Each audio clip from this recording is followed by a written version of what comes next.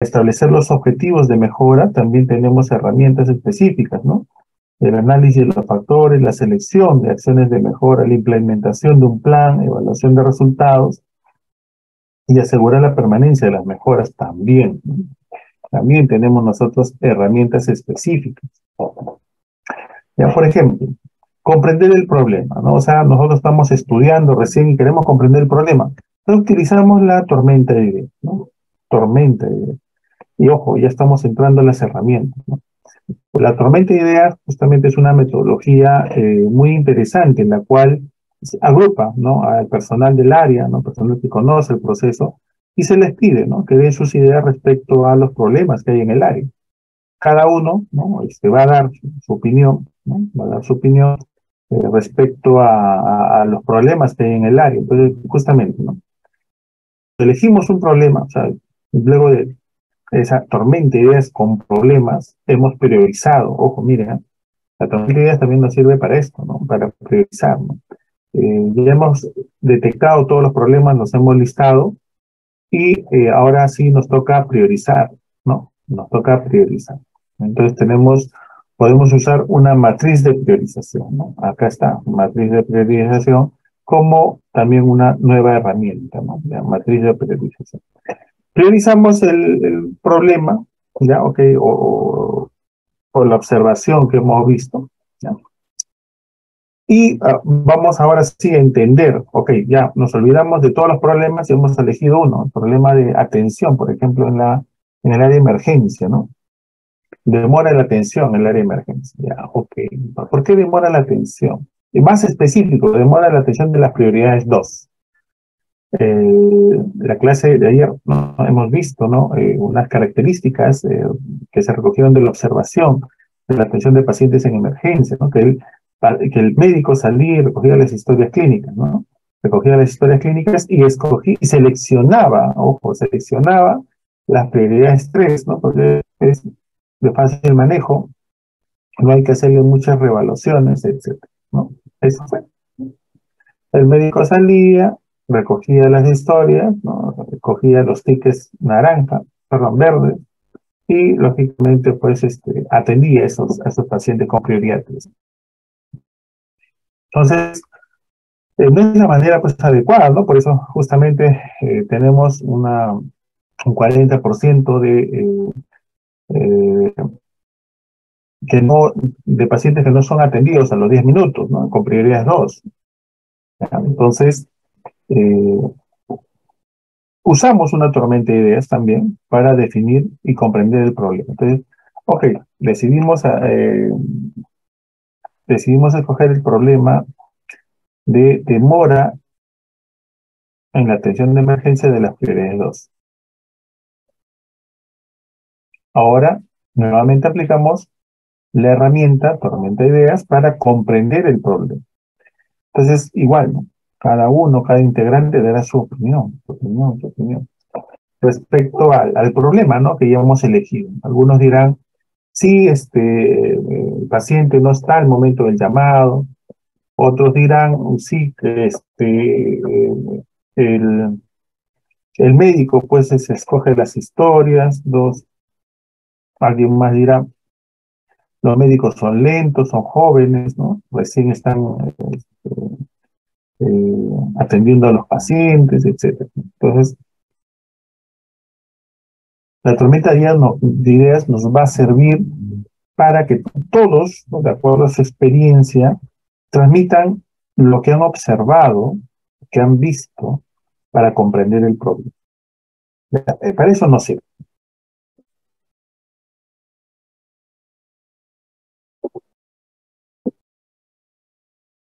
Entonces, ¿qué otra técnica más podemos utilizar para comprender el problema? Ya, si hemos utilizado la tormenta de ideas o queremos utilizar otra, podemos utilizar, por ejemplo, la técnica del grupo nominal. Ya, que es similar a la técnica del focus group, ¿no? Entonces, esta técnica es, digamos, entrevistar, ¿no?, un grupo selecto de pacientes y preguntarles, ¿no?, cómo ha resultado la atención, ¿no? Entonces ellos nos contarán, nos dirán. Luego citar pues a los técnicos, enfermeras, ¿no? Que participan en el área, ¿no? Un pequeño grupo. Y también, ¿no? Aplicar, ¿no? Una entrevista semiestructurada, ¿no? Para recoger la información. Entonces, esa es una técnica del grupo nominal. También, para comprender el problema, nos puede facilitar el diagrama causa-efecto, ¿no? Eso lo vamos a desarrollar ya, ¿no? En mayor detalle practicando con el Excel que les voy a enviar, ¿no? El diagrama causa-efecto básicamente es que nosotros, ¿no? Nos preguntemos por qué suceden las cosas, ¿no? Si nosotros decimos ya, el efecto, ¿no? El efecto es la demora en la atención. Entonces la pregunta sería, ¿por qué? ¿Por qué hay demora en la atención? Ya, ok, entonces vamos. Analizamos, ¿no? Analizamos. Puede ser el personal, pueden ser los procesos, puede ser la tecnología, pues X cosas. Entonces vamos por los recursos humanos. ¿Por qué? Ah, porque el médico recoge las historias. ¿Y por qué el médico recoge las historias?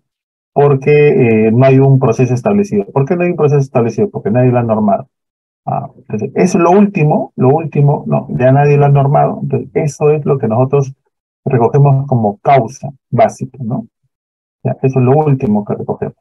Entonces, cuando identificamos la causa básica, ya pues ya tenemos el problema solucionado, ¿no? Porque, o sea, no hay un proceso, no hay una directiva, ¿no? Que indique que las historias clínicas deben ser pasadas al área médica, ¿no? Al área médica, ¿ya? Y no que el médico sabe y la recoge. Muy bien. Otra herramienta utilizada, ¿no? Para comprender el problema es los gráficos de control, ¿no? Perdón, la hoja de comprobación o el checklist, ¿no? La hoja de comprobación o el checklist es bastante interesante, ¿no? Nos sirve para verificar, por ejemplo, la lista de verificación de cirugía segura. eh, Nos sirve también como un checklist, ¿no? O sea, vamos a ver, ¿no? Paso por paso, si tenemos todo para que ingrese el paciente a sala de operaciones, si tenemos todo para que se inicie la operación y si tenemos todo para la estubación. Entonces, ese checklist nos ayuda a comprender el problema. De repente no se está haciendo las cosas como en orden, como deben realizarse, y ya estamos nosotros pues, recogiendo información, ¿no? Que nos ayuda a comprender el problema. Otros son los gráficos de control. Ayer también les mostré el gráfico de control, ¿no? Entonces, recuerdan, ¿no? La curva de Gauss, ¿no? La normalidad, ¿no? Cuando tenemos los extremos, ¿no? Gato, ¿no? Entonces quiere decir que este proceso está fuera de control, está fuera de los límites, tanto el límite de control superior como el límite de control inferior, ¿no? Están fuera. Entonces, inmediatamente también nos da información sobre cuál es el problema. El histograma también ¿no? Para nos va a dar, ¿no? Información del comportamiento de los procesos, ¿no? El gráfico de control, el histograma también nos ayuda. El diagrama de Pareto, ¿no? Ustedes ya conocen el diagrama de Pareto, el 80-20, ¿no? El 20%, ¿no? De los problemas, digamos, las causas originan el 80% de los problemas, ¿no? Entonces, en nuestro diagrama de Pareto, que también nosotros vamos a utilizar, ¿no? Y de las herramientas nuevas, pues tenemos la estratificación, el diagrama de afinidad, ¿no? El diagrama de las relaciones y el diagrama de matriz que tenemos, ¿no? Entonces, con eso, ¿no? Nos ayuda a identificar el problema. ¿Cómo establecemos los objetivos de mejora, no? Entonces, también igual, ¿no? Establecemos con la técnica de grupo nominal entre expertos o hacemos un diagrama de Pareto, o sea, dentro de todas las causas, ¿no? Escogemos ese 20% de causas, o sea, miren, del 100% de causas que hemos hallado, ¿no? A través de nuestro diagrama causa-efecto, del 100%, digamos que hemos encontrado, pues, 10 causas. ¿Ya? Miren, 10 causas. Y de esas 10 causas, las dos primeras generan el 80% de problemas. Y ese 20% que queda son distribuidas, ¿no? En las demás causas. Interesante, ¿no? Entonces, lo que nosotros tenemos que ver, ok, si yo, ¿no? Elijo abordar estos, estas dos primeras causas que tienen y originan el 80% de problemas, quiere decir que estoy priorizando a través de mi diagrama de Pareto. ¿Priorizo qué? Priorizo que esas causas, ¿no? Eliminándolas, voy a eliminar el 80% de problemas. Bastante interesante, ¿no? Entonces, solo con pocas causas que yo maneje, puedo eliminar un considerable número de problemas. Por eso nos sirve, pues, este diagrama de Pareto. También podemos establecer objetivos a través del diagrama de relaciones, ¿no? Cómo se relacionan los objetivos que queremos alcanzar, ¿no? Lo podemos hacer. Luego vamos a ver el análisis de factores, ¿no? Que también para eso, pues, utilizamos la tormenta de ideas, el grupo nominal, ¿no? El diagrama causa-efecto, los gráficos de control, herramientas que también hemos utilizado, ¿no? La selección de acciones, igual, ¿no? En la selección de acciones, la herramienta, digamos, eh, que, que nos sirve para tomar decisiones es la matriz de priorización, ¿no? Entonces, acá tenemos la matriz de priorización. ¿Por qué? Porque recuerden, ¿no? Tenemos muchos problemas, pocos recursos. Muchas necesidades, pocos recursos.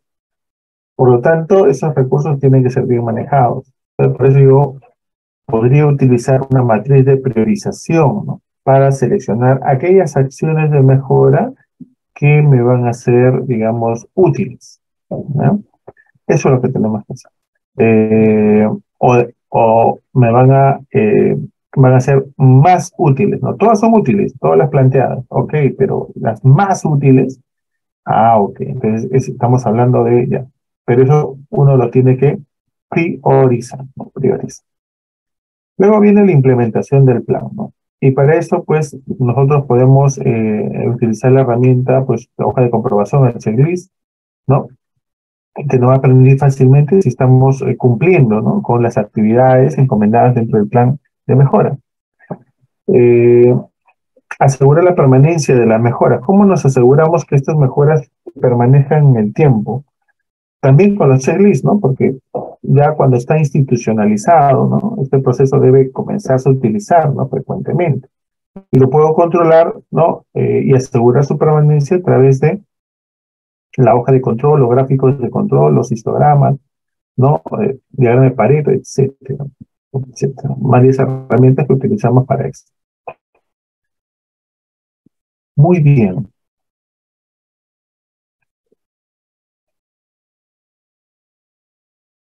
Recuerdan, ayer también vimos, ¿no? Que las etapas del ciclo de Deming, ¿no? También nosotros podemos utilizar herramientas, ¿no? Y es lo que hemos hecho paso a paso, ¿no? Para el proyecto de mejora, ¿no? Planificamos, ¿no? Vamos a definir y analizar la magnitud del problema, Pareto, hojas de verificación, histogramas, cartas de control, ¿no? Conocemos el problema, ¿no? La magnitud del problema. Buscar las posibles causas, Ichikawa, pues, ¿no? Ichikawa, ¿no? Ichikawa, causa-efecto, ¿no? Diagrama Ichikawa, causa-efecto. Los 5 porqués también, ¿no? Es interesante. Ichikawa también los cumple, ¿eh? Ojo, ¿por qué, por qué, por qué, por qué? ¿No? Igual que los 5 porqués, ¿no? La lluvia de ideas para tener, pues, conocimiento de todos los participantes, ¿no? De qué causas podrían, ¿no? Ser origen de los problemas, ¿no? O de repente, como hicimos nosotros quizás, ¿no? Observar el problema directamente, ¿no? Una observación directa. Uno baja del servicio y comienza a observar, ¿no?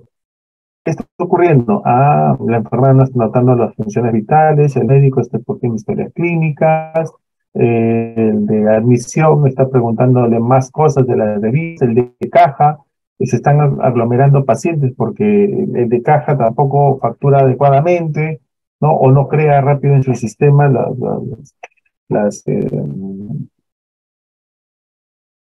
las cuentas de los pacientes CIS, ¿no? Las cuentas de crédito de los pacientes CIS, ¿no? Eh, Investigar cuál es la causa más importante. Ya, ojo, recuerden, ¿no? Para la más importante, Pareto, la primera opción, ¿no? Pareto. ¿Ya? Es priorizar, básicamente, ¿no? ¿Cuál es la causa más importante, ¿no? Priorizamos, ¿no? Puede ser Pareto, el 80-20, ¿no? Y considerar las medidas de remedio, ¿no? ¿Por qué? ¿No? ¿Qué? ¿Dónde? ¿Cuándo? ¿Cómo? ¿No? Entonces son preguntas que debe responder, ¿no? Eh, estas consideraciones, ¿no? Para las medidas, ¿no? Que vamos a tomar, ¿no? Para disminuir, mejorar, ¿no? Un problema que hemos encontrado. En la fase ya de ejecutar, simplemente seguir el plan, ¿no? Ejecutarlo, seguirlo. Para revisar los resultados, podemos utilizar los histogramas, los diagramas de Pareto, las cartas de control, hojas de verificación, el checklist, ¿no? Eh, para actuar, ¿no? Prevenir la ocurrencia de algún problema, entonces podemos estandarizar, inspeccionar, supervisar, ¿no? Acá utilizamos las hojas de verificación o las cartas de control. Y para concluir, pues revisar y documentar el procedimiento seguido y planear el trabajo futuro, ¿no? Entonces también nos sirve.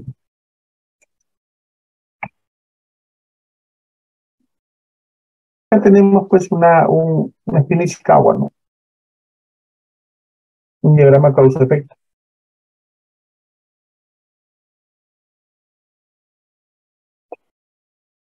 El problema es la inadecuada atención de pacientes, ¿no? Con heridas crónicas, ¿no? En el tópico, ¿no? Ahí está. Entonces, ¿no? Al usar, ¿no? La espina Ishikawa, ¿no? Han utilizado criterios como, por ejemplo, factores, ¿no? Factores. Ellos han utilizado los factores. Estos factores son parte del protocolo de Londres, ¿no? Que no está mal utilizarlos, ¿no? Está bien, ¿no? Lo pueden utilizar. Pero hay otros factores, ¿no? Que también podemos considerar que no sirven todavía, ¿no? No sirven.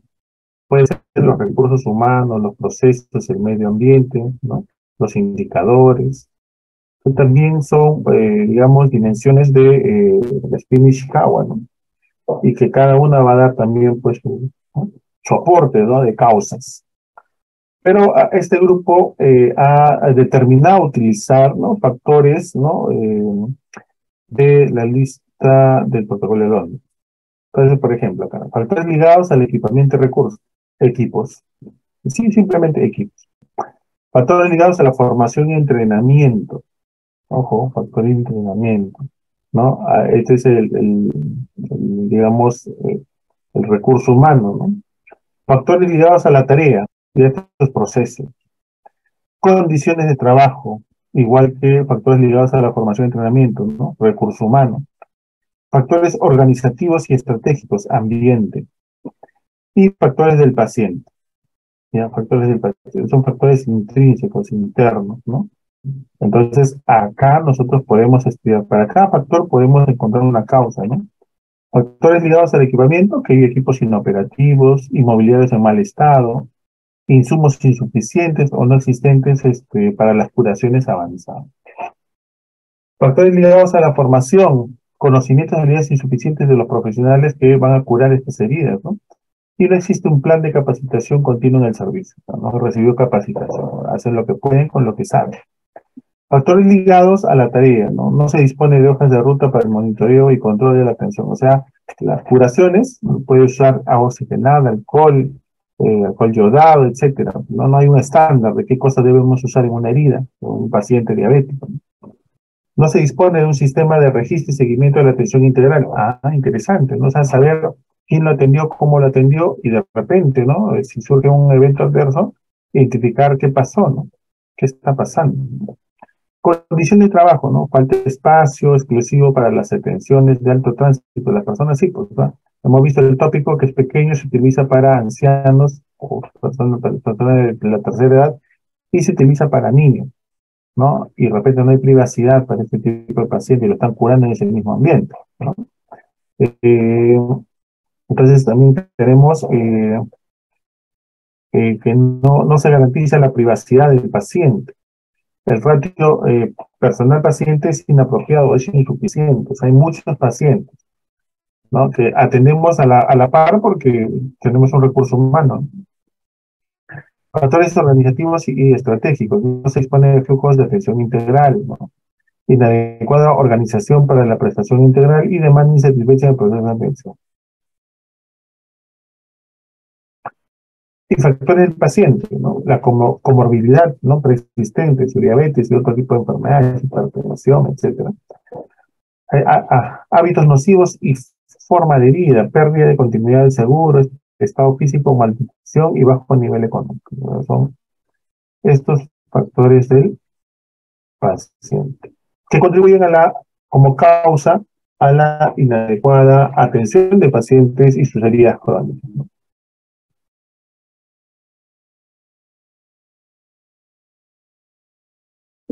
Perfecto. Otro ejemplo, ¿no? Provisión de servicios para la salud, ¿no? Seguros para la madre del recién nacido. Entonces, miren, acá tenemos protocolos, ¿no? Protocolos, infraestructura adecuada para el país, infraestructura adecuada dentro de las organizaciones, monitoreo adecuado por personal entrenado, ¿no? Entonces, son similares, ¿no? Lo que nos ayuda es identificar causas, ¿no? Agruparlas, ¿no? En determinados componentes, ¿no? ¿Ya? Entonces, también nos ayuda esta herramienta que es la espina de Chicago o diagrama causa-efecto, ¿ya? Esto es lo real, ¿no? Las adecuaciones valen, perfecto, estamos bien. Pero este es, digamos, lo real, ¿no? Con lo que fue creado. Recuerden que todas las herramientas que vamos a ver el día de hoy no han sido creados para la salud, han sido creados básicamente para la industria y que nosotros hemos adaptado, ¿no? Hemos adaptado. ¿Por qué? Porque son herramientas generales que sirven, ¿no? Y que se pueden utilizar en todo ámbito. Ya recuerden esto, cuando quieran hacer su diagrama causa-efecto, recuerden esto, ¿no?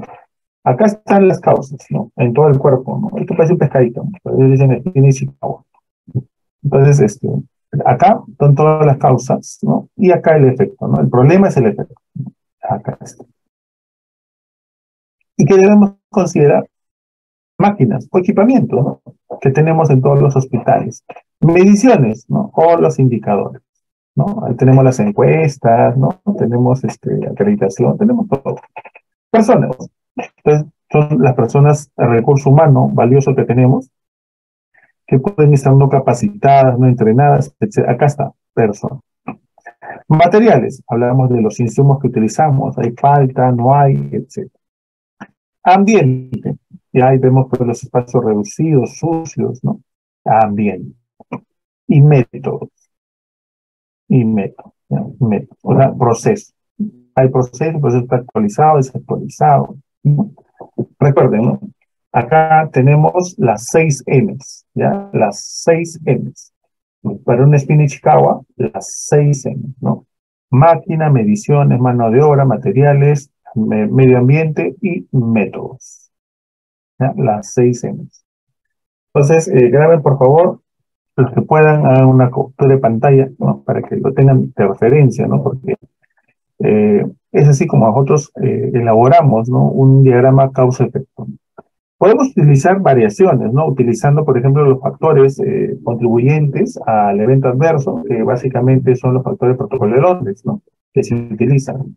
Y son completos, ¿no? Son más o menos unos 12. Que sí se utilizan, sí, los pueden tener, o sea, no está mal, ¿no? Pero esta es la forma primaria con la que se diseñó esta herramienta, ¿no? Esta herramienta se diseña de esta forma, ¿no? Entonces, han querido, en estas 6 M's, han querido tener, ¿no? Todo, ¿no? Abarcar todo lo que podemos usar como causas de un problema. Las máquinas son causa de un problema, las mediciones son causa de un problema, la mano de obra, causa de un problema, los materiales ¿no? que utilizamos, causa de un problema, el medio ambiente, causa de un problema, y los métodos de trabajo, causa de un problema, ¿eh? Entonces, todas esas son causas de un problema, ¿no? Que bastante generales, pero se usan.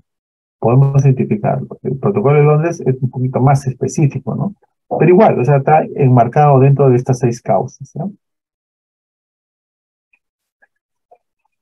Muy bien, ya es un poquito más borroso, pero nosotros podemos identificar acá las causas, ¿no? Y podemos priorizar las causas, ¿ya? Podemos priorizar. ¿Cómo podemos priorizarlas? ¿No? Por ejemplo, la implementación es fácil o difícil. y el impacto es alto o bajo, ¿no? De acuerdo a esto, nosotros podemos priorizar. Cuando, por ejemplo, la implementación es fácil y el impacto es alto, nosotros podemos colocar uno a la causa, ¿no? O sea, dependiendo de dónde, cuál causa es, digamos, más fácil de implementar y tiene un alto impacto, ya le colocamos el uno. De repente es fácil de implementar, pero el impacto es bajo, entonces sería 2. Ahora, si es difícil la implementación y es alto el impacto, sería 3. Y si es difícil la implementación y el impacto es bajo, lo colocamos como 4. O sea, 4 quiere decir que probablemente no lo utilicemos como para el proyecto de mejora. Entonces nosotros también podemos priorizar las causas dentro de la herramienta de Spina Ishikawa o diagrama causa-efecto, ¿no? También importante, ¿ya?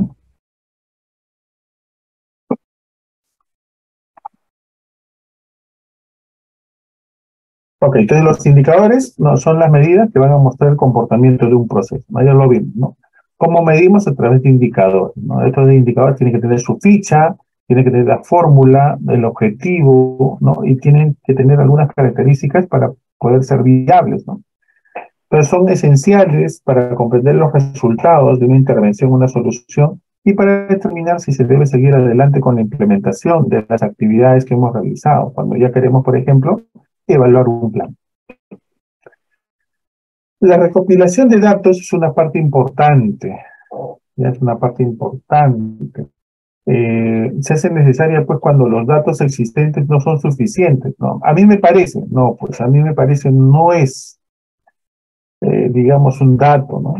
Es un parecer, ¿no? Una percepción de algo, subjetividad total, ¿no? Pero lo que nosotros tenemos que hacer es recoger datos, datos duros, ¿no?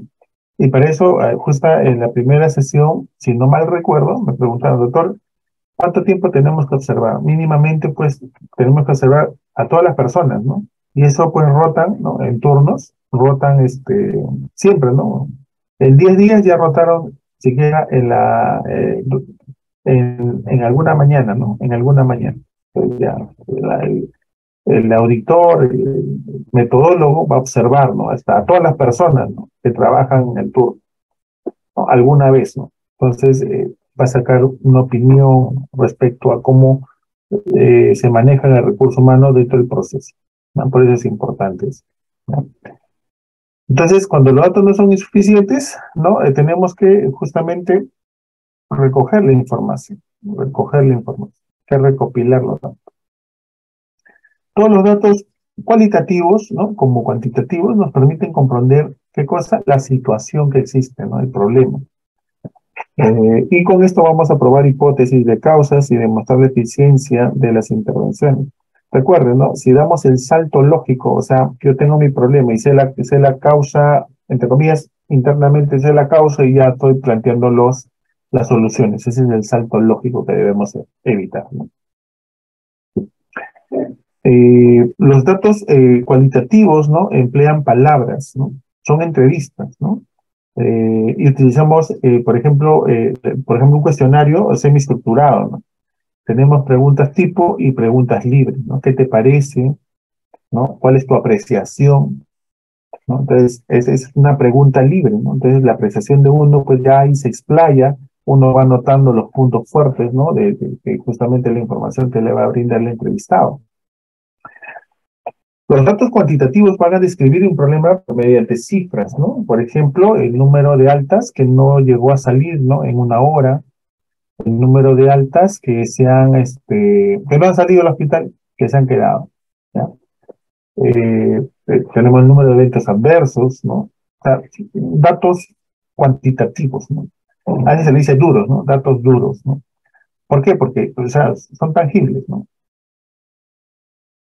Eso, ¿ya? 8, ¿no? 8 pacientes se quedaron, no lograron su alta, de las 20 altas, se quedaron en el hospital. Un dato duro, ¿no?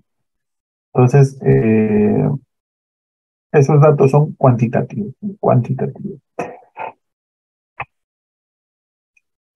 Entonces, los equipos utilizan su criterio para seleccionar y fijar las prioridades, ¿no? Las prioridades. Eh, Por ejemplo, podemos utilizar alguno de estos criterios, ¿no? La necesidad, ¿no? Si son económicamente accesibles, ¿no? Factibles de implementar, ¿no? Tienen algún respaldo en la administración, son eficientes, son oportunos, ¿no? Eh, Cuando nosotros queremos armar un cuadro de priorización, podemos utilizar hasta tres o cuatro, ¿no? Para no ser, digamos, no tener muchos criterios para evaluar, ¿no? ¿Ya? Entonces, es un número suficiente que podría ser fácil de manejar, ¿no? Entonces, tenemos que crear un cuadro de priorización, ¿no? Para también las propuestas de solución, ¿no? O las causas. Esto podría ser un ejemplo, ¿no? Vamos a ver, dice. La magnitud, ¿no? ¿Cuántos miembros son afectados por el problema? ¿Ya? La magnitud. La gravedad, ¿no? ¿Cuánto daño causa o ocasiona el problema? ¿No? La capacidad, ¿no? ¿Qué posibilidades de solución tenemos? ¿No? Y el beneficio, ¿cuánto nos beneficia la solución? Entonces nosotros podemos, ¿no? De los problemas, miren, ¿eh? De los problemas que podamos encontrar, nosotros vamos a evaluar, ¿no? La magnitud, ¿no? ¿Cuántos miembros son afectados por el problema? ¿El 100%, 50%? ¿No? Le podemos poner puntaje también, ojo, ¿eh? Le podemos poner puntaje, ¿no? Digamos, acá podemos la magnitud evaluarlo de 1 al 5, ¿no? Siendo 1 lo bajo, mediano, 3 y 5 lo alto.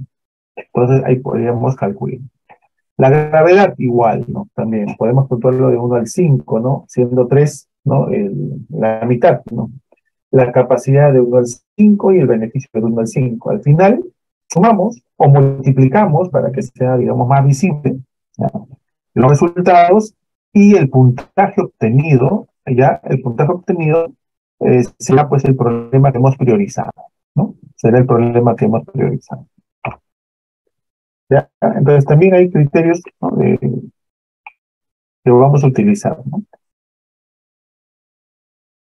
Acá hay un ejemplo de criterios, pero ya pues más de 4, ¿no? Que también lo pueden utilizar, ¿no? También lo pueden hacer. Lo recomendable hasta 4, ¿no? Pero sí, lo pueden utilizar, ¿no? Nadie les va a decir que está mal hecho, ¿no?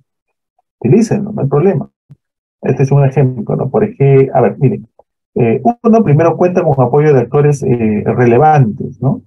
De acá dice hasta 20 el puntaje, ¿no? Acá tienen todo, ¿no? Hasta 20, hasta 10, hasta 100, ¿ya? Entonces, si cuenta con el apoyo de actores relevantes, ¿no? Es 20, ¿no? Y ahí el grupo lo va, ¿no? Va adecuando la puntuación, va adecuando la puntuación. Viabilidad financiera, ¿no? O sea, si lo podemos presupuestar, ¿no? Entonces también, ¿no? 20 será pues lo máximo, ¿no? Y hacia abajo, pues lo mínimo, ¿no? No podemos financiarlo, ¿ya? Entonces 0, pues, o 1. 1, perdón, 1. Ya, 1, 0. Efectos a corto plazo, ¿no? Si los efectos de las soluciones planteadas, ¿no? a las causas encontradas, van a tener un efecto, entonces también lo colocamos, ¿no? Si tiene un efecto a corto plazo, 15, según esta matriz, y 1 si es que no, ¿no? Costo-beneficio, ¿no? Cuando se hace costo-beneficio, o sea, implica que lo que vamos a invertir es más beneficioso o no. También hay una puntuación hasta 15, la sostenibilidad, o sea, después de la implementación, que se sostenga solo, ¿no? Que se institucionalice, que todos hagan, ¿no? De acuerdo. Hasta 10, ¿no? Hasta 10. Acá lo han colocado hasta 10. Uno tendrá, pues será 10, ¿no? 10, ¿no? Lo máximo. 1 lo mínimo. El efecto a largo plazo, similar a la sostenibilidad, ¿no? Efecto a largo plazo, ya hasta 10. Y viabilidad técnica, que sea viable, ¿no? Se puede hacer, ya también hasta 10. Y al final nosotros vamos a sumar, ¿no? Multiplicar, ¿no? Dependiendo de cómo hemos quedado, ¿no? En el grupo. Acá aparentemente es una suma, ¿no? Y sale 87, y los demás se suman también, ¿no? Pero vemos que hay valores, pues, diferentes. Por lo tanto, el valor, ojo, el valor obtenido más alto es el problema que se ha priorizado. Es el problema que se está priorizando. El primer problema priorizado, ahí está. El segundo, así. El tercero, así. Y esa es una matriz de priorización. Nosotros lo podemos priorizar de esa forma. ¿Ya? Esa matriz nos ayuda un montón, ¿ya? A tomar decisiones. Pareto funciona también, pero con datos. Con datos. Esto es subjetivo, ¿no? Esto es un grupo, ¿no? Conformamos un grupo, elegimos cuáles son los criterios para evaluar los problemas y comenzamos a darle puntaje. Nos ponemos de acuerdo también con la escala de puntajes, ¿no? Nos ponemos de acuerdo, ¿ya listo? Y comenzamos a puntuar. La más alta puntuación será el primer problema priorizado, ¿no? Y así sucesivamente, ¿no? Entonces vamos a realizar, digamos, los proyectos de mejora en base a la priorización. Muy bien, los planes de acción son documentos debidamente estructurados, ¿no? Eh, y por medio de ellos se busca materializar los objetivos que hemos planteado para el proyecto de mejora, ¿no? Entonces, el plan de acción, ¿con qué debe contar? Miren, un objetivo claro, conciso y medible, ¿no? Estrategias que reflejen un camino a seguir, actividades precisas, tareas, resultados, tiempos reales, responsables y seguimiento constante. Esto es lo que viene a hacer un plan de acción. Pero recuerden, el plan de acción es ya el producto final de toda esa etapa de estudios, ¿no? ¿No? Y en la etapa de estudios es donde utilizamos todas las herramientas, ¿no? Todas las herramientas que tenemos son utilizadas, no tanto las 7 herramientas y las nuevas herramientas, ¿no?